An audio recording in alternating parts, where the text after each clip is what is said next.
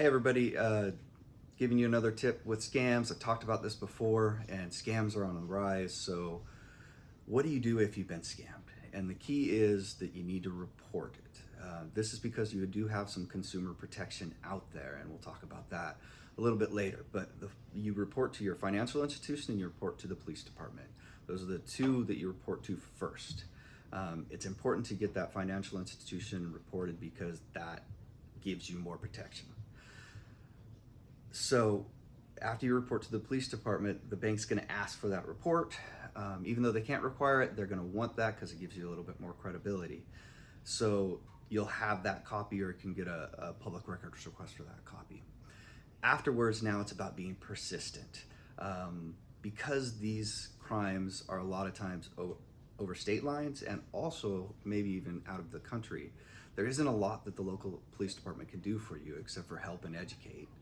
So now it's about being persistent with your bank. Do you have consumer protections? If you've reported on time, there's the Electronic Funds Act, Transfer Act, which gives you some protection. So you can look up that through the consumer protection, and you can file a tip and a report on that. So that's another place to report, and also the Federal Trade Commission. These crimes have to be investigated by a federal agency because they cross state lines and federal lines. So that gets it to the FBI. Now, will you receive a call back?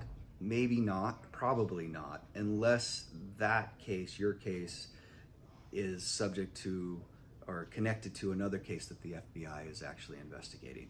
If you report in all of these areas, then you have a chance of getting some money back through that consumer protection. Maybe the bank will provide it back.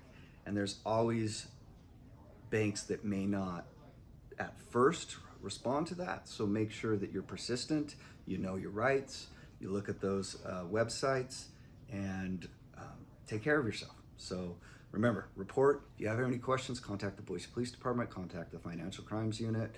You can contact me on Facebook. Many of you have, so thank you.